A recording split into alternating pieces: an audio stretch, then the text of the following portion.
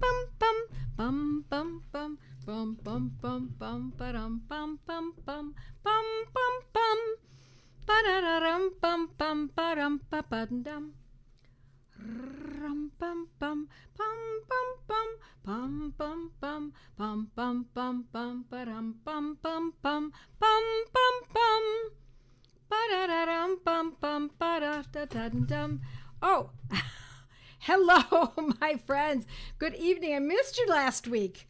Actually, I went ahead and presented, but it wasn't recording because our server went down. It was down till the next day. It was supposed to only be down till midnight. Then it was down till 2 in the morning. Then they said, no, it wouldn't be 2. No, it'll be tomorrow. So the next day we finally got it up. So sorry I missed you. I've actually put this presentation together twice because I assumed there was a chance that last week you would be able to, somebody might have been there, but alas, no. Hi, friends. My name is Joette Calabrese, and I'm here every Monday night to do one thing and one thing only, and that is to teach you about homeopathy. Well, I have some other things to share with you tonight. But for those of you who don't know me, that's what I do every Monday night. For those of you who do know me, hi, friends. I see you all coming in. It's wonderful to see you, all my old friends. Yes. Hi there, says Susan. Hi, Susan. Crazy Tech. Yep. So today we're going to talk about something that's rather personal about me. And I'm going to warn you, friends, that I'm not telling you that this is what you must do. Please do not misunderstand me. I'm telling you what I do. And there is a caveat that goes with this. But first, let me say hello to a couple of people. Hi, Lily. Hi, everyone, Oklahoma in the house. Hi, Alice from Toronto. Robin, nice to see you all. It's great to see everybody coming in. And I'm going to ask you, friends, please share and like these because it really does make a difference. It brings this to more people. And the more people who know about homeopathy and this philosophy, often the better. Yes. Hi, Tara from Western Australia. I'm Patricia from Syracuse. So nice to see everyone. Alrighty, so today we're going to talk about 5 things that doctors tell you to do that I don't do. And haven't for nearly half a century, because even before I was a homeopath, or before I even studied homeopathy very deeply, I studied other paradigms, not to the same degree, of course, but I was very interested in diet. I was super interested. And many of you are like me. I see Susan here. She's been like that for many years, too, and we're close in age. And so I also studied herbs, botanicals. I collected them from around my house. I lived out in the country, and I would pick them and make my own tinctures. We had our own chickens, so we had our own eggs, and we got our raw milk from the farmer down the road. So I've been involved in this thinking for a very long time. So it's been, as I say, it's over 40 years. So sometimes I wonder, why am I so antithetical to common thinking? And I don't mean I don't mean to underrate other people's thinking. That's not what I mean by common, but commonly thought, having commonly thoughts, the common thoughts that most people have.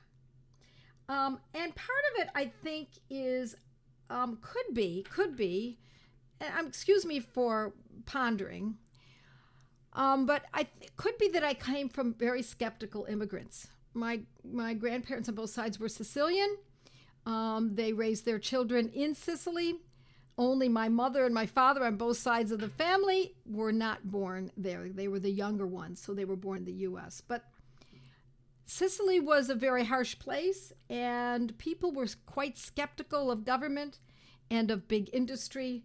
And so I think they brought that here, and I think I grew up with that. I mean, I heard it all the time, but I wonder if it penetrated my thinking more deeply because of that exposure to my grandparents and their thoughts, and my aunts and uncles, etc. So they were skeptical. They were skeptical of doctors. They were skeptical of medicines, even though we're talking, I mean, they brought their children to this country, in the 1920s, 1918, 1910, 1918, around that time. But my grandmothers gave birth, both of them, gave birth to all their children, large families, at home, in their bedrooms. You bet. My mother and my father and all their brothers and sisters were born in the home in which they were raised. And when my grandmothers had any difficulty, someone was sick, they made them chicken soup. They put them to bed, encouraged them to perspire, and they gathered garlic from the backyard, maybe cardoons, those kinds of things. Once in a while, my father remembers once in a while that his mother would send him to the Sicilian store where the pharmacist of sorts, I think it was more like an herbalist, carried many herbs for my grandmother to make tinctures from, and poultices, etc. It could be that. Another thought could be that my family, both sides, were all businessmen. And they had to figure things out on their own, especially being immigrants. They had to learn to speak the language. They had to learn how to fit in. And they never counted on anyone else to do anything for them. Now, I'm going to tell you, this is not a unique story. This is the same story that the Irish had, certainly the Sicilians, perhaps the Germans before them, the Jews. Many groups went through this. And so I feel privileged to be, maybe it's because of my age, I'm a little bit closer. And I remember much of this. And so I feel privileged that I still have some of that in my awareness. And and so because also, let's just go on to this business, owning a business, they had to figure things out on their own. And by having to do so, and they had to make a living or else they would not survive, they just did what had to be done. Then I have to say another thought I had was that I've always been, before I went into homeopathy, before I became a mother really, and started to study homeopathy to protect my family, I had always been in sales. I was in real estate sales in DC. I was in media sales. I sold television time for a small television company, an independent station called WUTV outside of Buffalo, New York. And then I moved from there to WGRZ, which was the NBC affiliate, and I had to sell. And it wasn't the fact that I had to sell, it was how I sold, especially television. I've told this story before. When I was working at the independent station, and all television stations were done this way, and they still use this. They used Arbitron and Nielsen to determine how many people were watching specific programs, and I was selling the specific programs, as was the other members of our sales staff. And so we would get the Arbitron and Nielsen numbers, and there were methods in which you could get the numbers and show that your program, when it was repeated over and over again with lots and lots and lots of airtime, would produce a certain number of an audience. And the most valuable audience was 18 to 49 or 25 plus, or women 25 plus, etc. And what was really fascinating is that when I left that small independent television station, I immediately went and worked for NBC affiliate, and I used the exact same books, Arbitron and Nielsen, and played around with the numbers. I did not lie. I'm going to tell you, my friends, I did not lie. But I moved the numbers, I arranged them so that it benefited my selling the WGRZ, the NBC affiliate station. And so it was my first foray into learning about how numbers can be manipulated. And so I have this book, not because I planned to do this, but it's called How to Lie with Statistics by Daryl Huff. And the reason that I own this book is because it's really great to be able to understand, if you want to outsmart a crook, learn his tricks, because numbers can be adjusted according to the needs of the seller. So it's a very fascinating book. It's fun. It's very short, and there are little cartoons in it, so it makes it lighthearted. So that's probably what positioned me in thinking this way. And this way is, I've always told my children when they were growing up, look around, see what everyone else is doing, and I want you to do the opposite. So that meant with food, even with certain educational situations, and many other areas of life.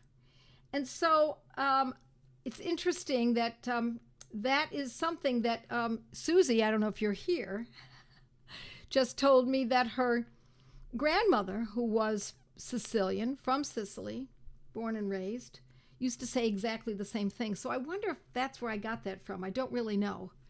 But I find that the masses are manipulated. And I know that your being here, my friends, means that you are not. You are looking, you are seeking, not unlike I did and I still do. So when I think of regular blood labs or regular checkups, I eschew them. And I'll give you one more very powerful statement that Dr. Prasanta Banerjee shared with me a few times.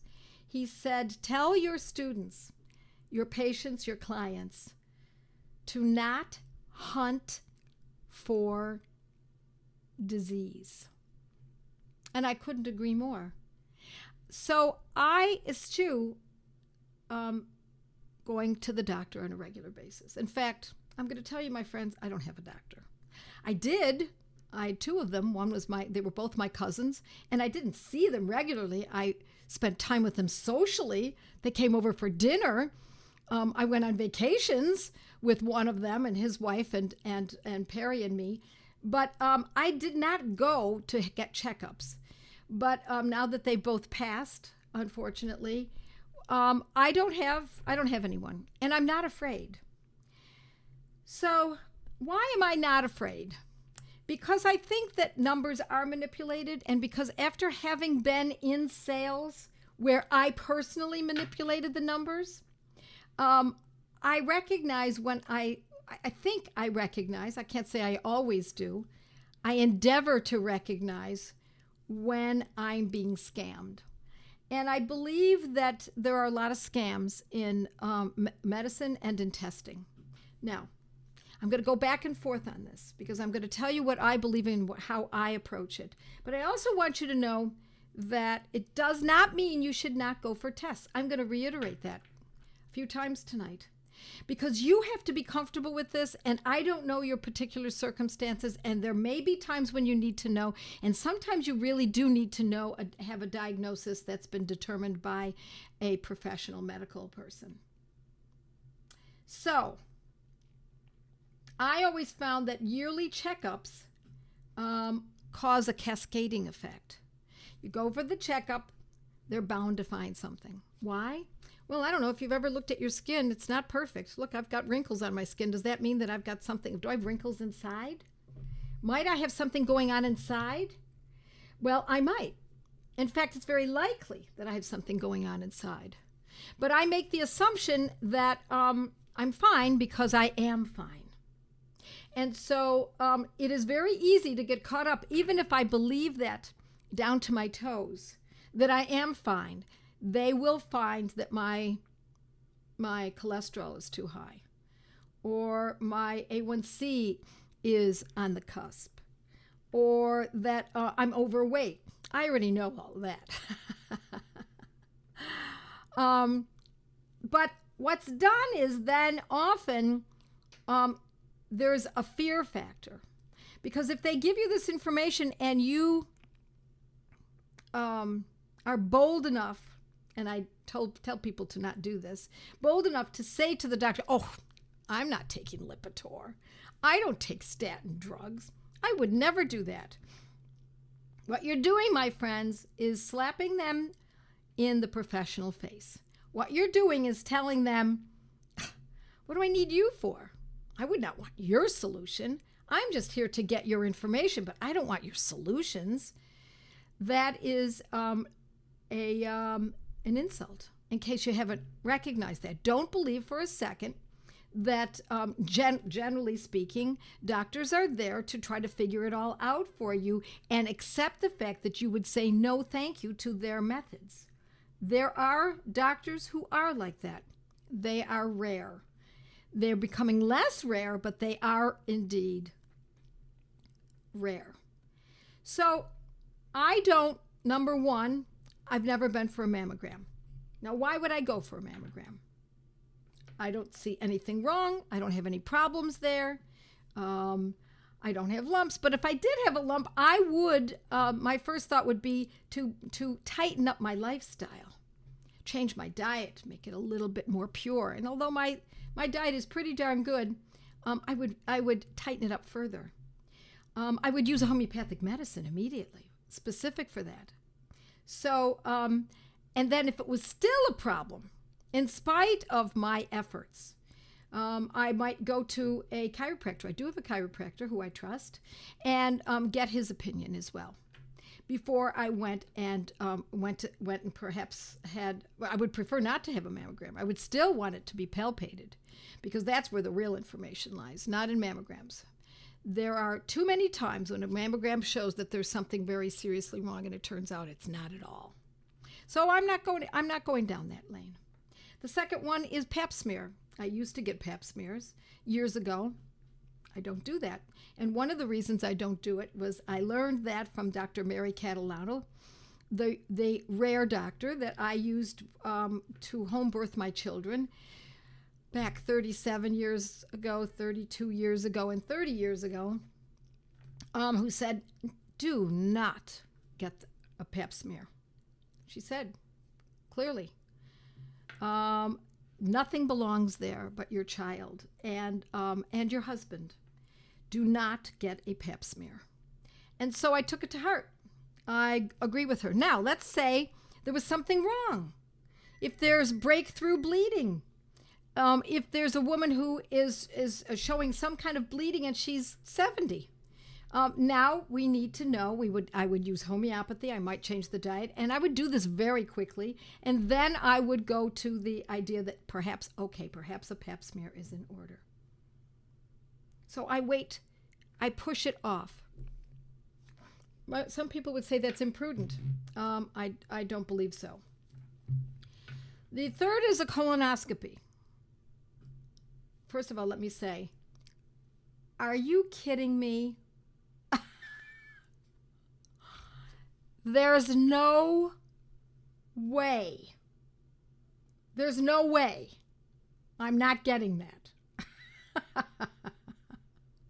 If there's something wrong with the old colon, I will fix it homeopathically. I will change my diet, but colonoscopies, no go.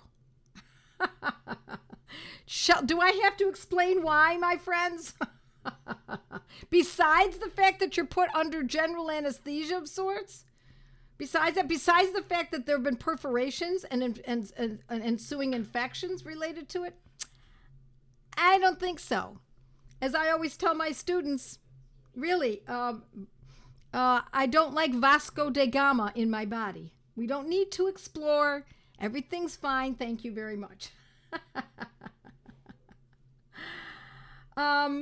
And then, so I'm sure some of you are asking, but what if there is something wrong and you don't know? But what if something's right and you're told to do something that causes trouble? And I see that time and again with my clients and my students. They acquiesce to these tests because out of fear, and then there are problems that result from the tests.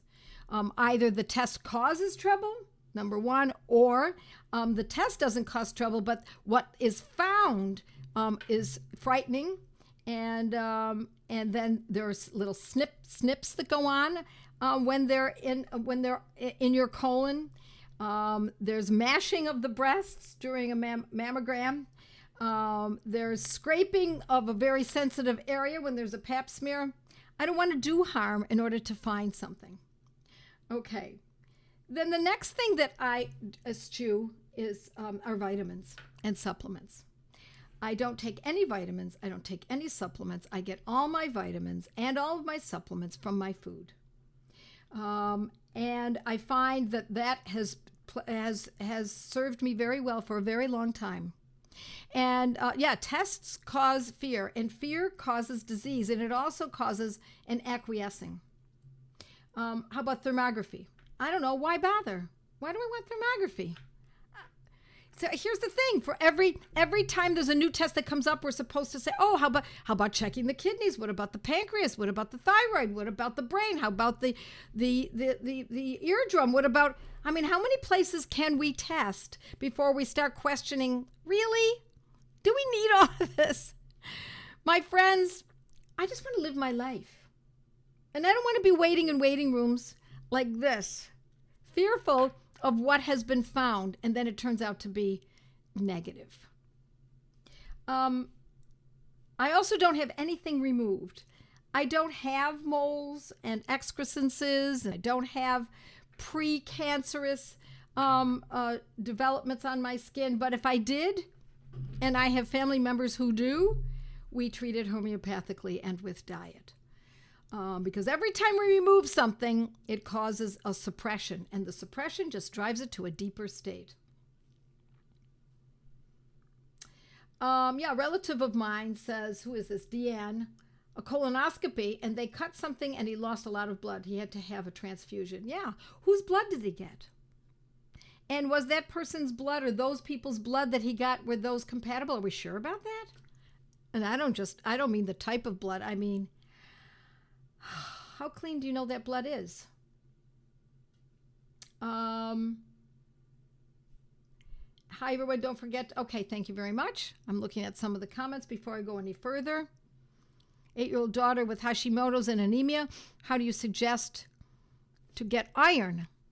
I've done some liver in our food for her. Any other suggestions without taking iron? Yes, there's a lot of information on that in my Good Gut, Bad Gut course, and how to increase that. But liver, not occasionally, every day.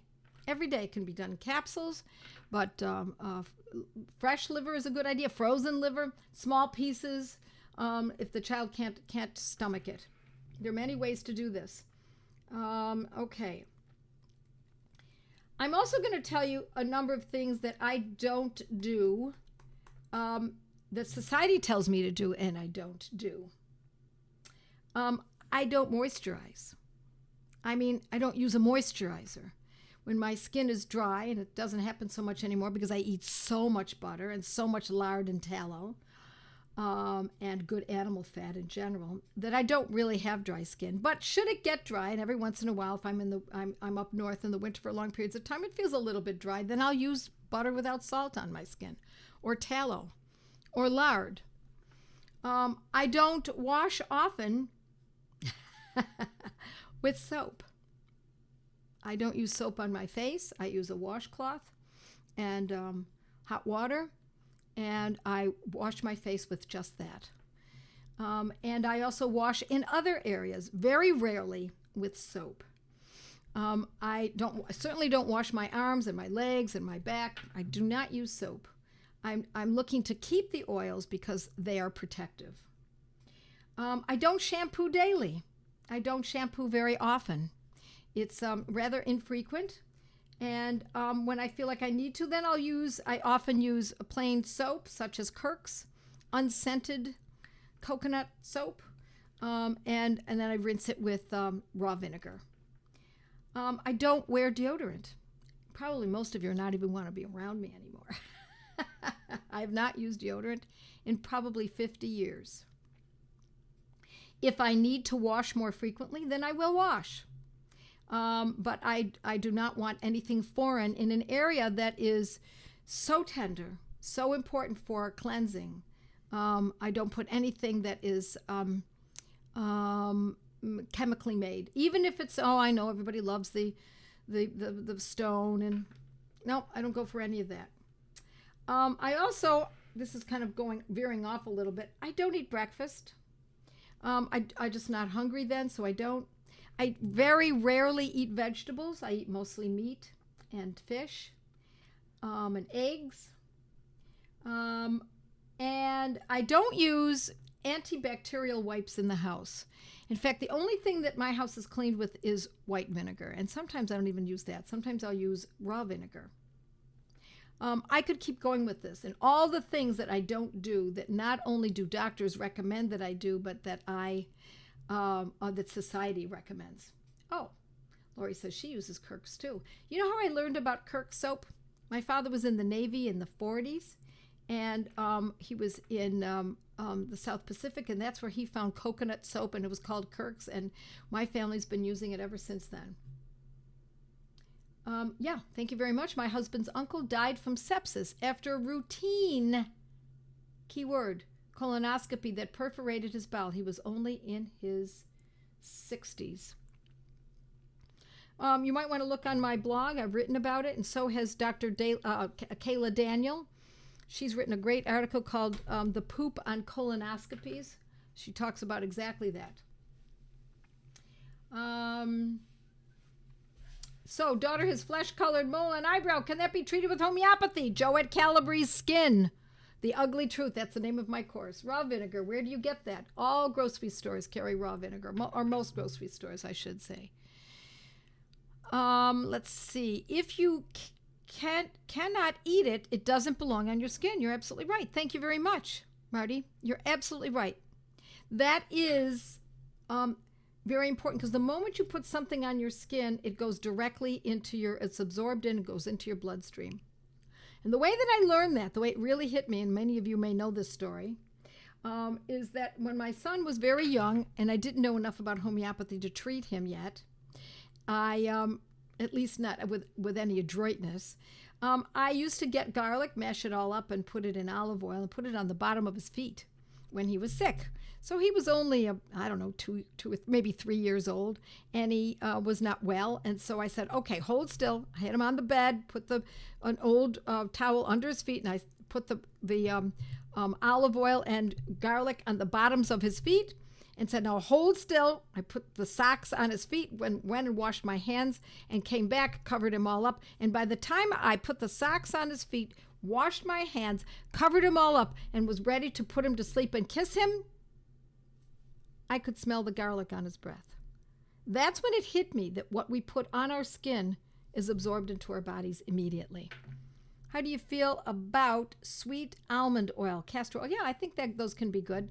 I have a bad reaction to castor oil, but yeah, I think that could be good. But I have to tell you, I think animal fats are best. Doesn't mean sweet almond oil or castor oil don't have value. I like tallow. I like lard. I like butter. For prostate and urinary frequency issues, I read about Thuya Accidentalis 30 and Sabal Cellulata 6. Do you take both of them twice a day? We're not going to go into that quite today. But if you look up Joette Calabrese, and you'll most likely find it on my blog. If you clean with apple cider vinegar, you can draw ants due to the sugar content from the apples. My friend used it on their floor, and ants came in by the boatload. Now she uses white vinegar. You may be right, Kimberly. You may be right about it. I've never had that problem. What about calendula cream? Well, calendula is only the flour. So if you want to get your calendula and soak it in maybe one of those carrier oils, sweet almond oil or olive oil or something like that, calendula is great, absolutely. But it depends on what the cream is. What is the oil carrier?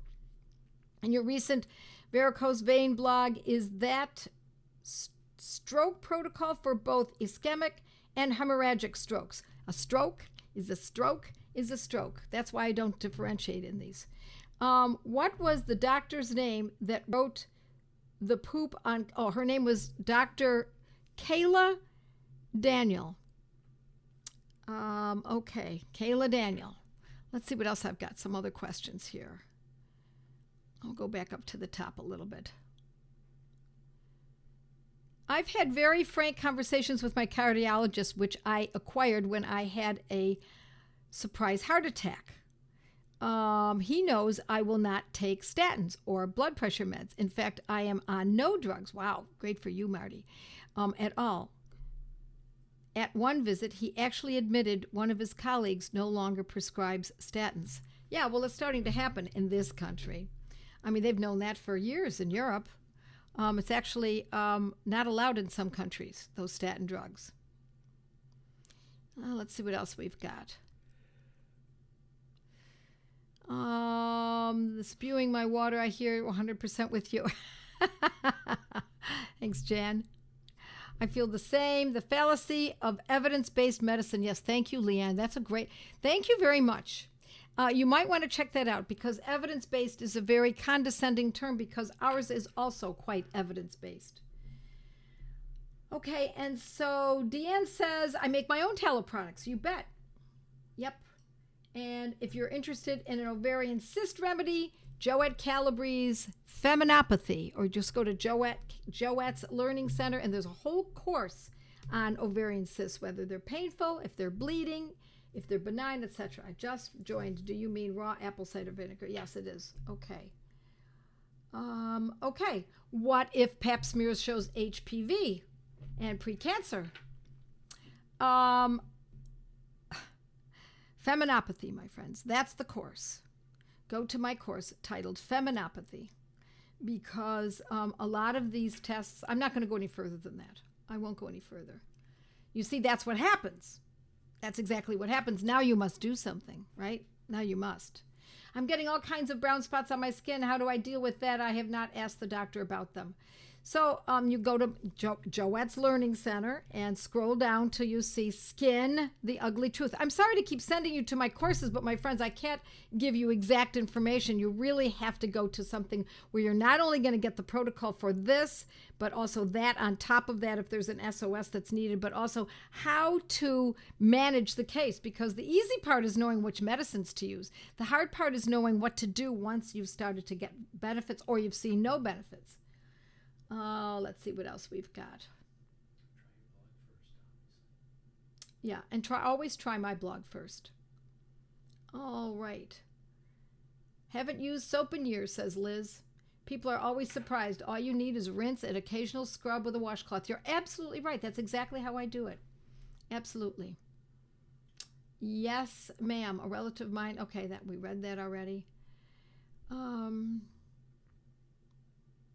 How can I disguise the taste of a tincture, Lomadium tincture?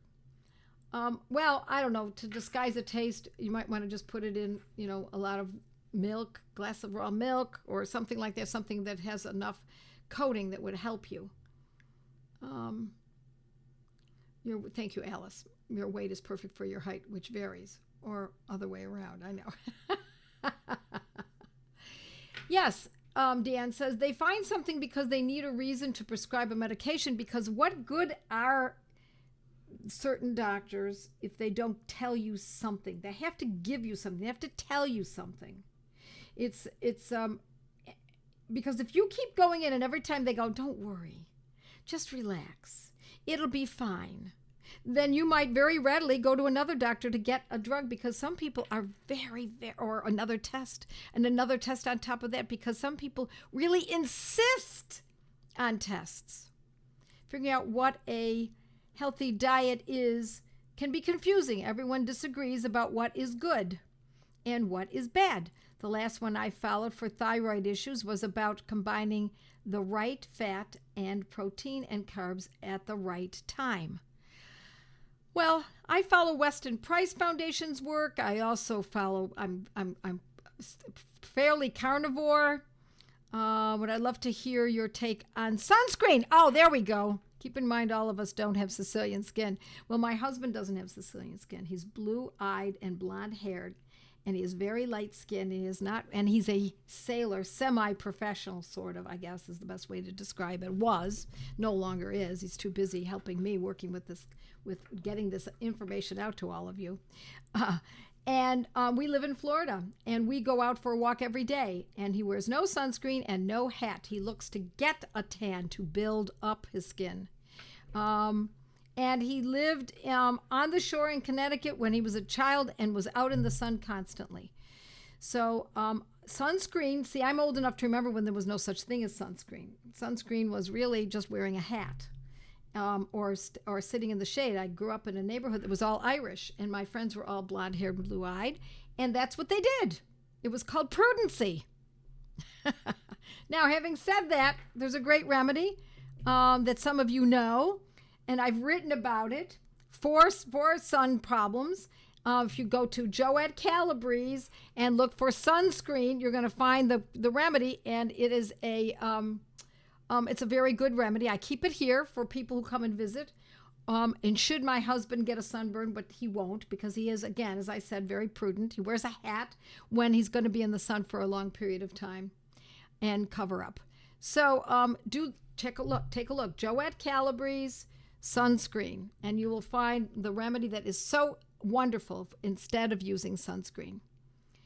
We get the blood work done by applying for an insurance policy. That's how my hubby checks on how he's doing every few years. Hasn't been to a doctor in decades. Good for you, Mindy. Beautiful. Yes, I know the insurance companies require it. How statistics lie. Yes, a statin example there. Thank you very much, Leanne. You've got some great stuff here that we can plug into. Allison, my daughter, used a midwife. Her first one wanted her to get one, but she didn't. A doctor friend of mine said never do that when pregnant. I'm not sure. I missed that first one. I'm having a hard time reading this. I'm so sorry.